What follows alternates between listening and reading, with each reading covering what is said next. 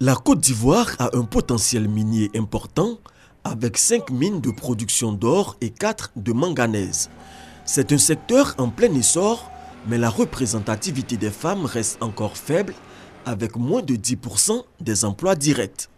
Des femmes qu'on retrouve tant dans les industries minières formelles que dans l'exploitation artisanale, communément appelée orpaillage. Quelle activité mènent-elles dans ces secteurs? Quelles sont leurs conditions de travail et les difficultés auxquelles elles sont confrontées? Pour répondre à ces interrogations, la première étape de notre enquête sont les sites d'orpaillage clandestins. Ici, les femmes travaillent dans des conditions de sécurité et environnementales précaires. Elles exercent généralement dans les activités de lavage, de triage et de concassage. Je casse les graviers pour pouvoir subvenir à mes besoins, car je n'ai pas de mari et je dois me battre pour arriver à m'en sortir dans la vie. Mon mari est chauffeur. J'exerce ce métier pour l'aider dans ses dépenses quotidiennes. Mais je ne compte pas m'éterniser dans ce métier. Quand je trouverai mieux à faire, je ne ferai plus ce boulot qui n'est pas du tout facile et qui est aussi dangereux car nous sommes exposés. Dans les industries extractives formelles, la règle d'or est la sécurité. Sur ce site, c'est une femme qui est chargée du suivi et de la sécurité au niveau de l'usine de traitement.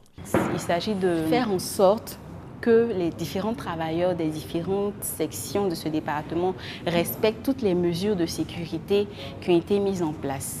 Donc les procédures, il faut rappeler chaque jour les différentes règles. Dans la carrière, nous retrouvons une autre dame, Déborah. Géologue de formation, son équipe est chargée de faire les forages afin de jauger les teneurs en or sur les différents sites avant l'étape de l'exploitation. En fait, ce n'est pas facile. Il faut se réveiller tôt, il faut côtoyer les hommes. On leur a montré que la femme peut vraiment exercer ce métier de géologue. Parce que ce n'est pas le sexe, en fait, c'est la détermination. Nous sommes à présent sur le site d'entreposage et de concassage. Vous trouverez également au volant de ces gros engins des femmes. Volonté et détermination, rien ne semble intimider les femmes du secteur minier. La démonstration nous est donnée par Eudoxie. Après 4 années passées dans les sites miniers, elle a décidé de se spécialiser dans la conduite des chargeuses. La chargeuse, c'est une machine qui charge les bennes, les DT. Voilà le godet qui est là-bas. Et les 2 mallettes. Ici, c'est direction. C'est direction. Et ça, c'est les vitesses. Les minutes passées dans sa cabine nous donnent une idée de la pénibilité de sa fonction.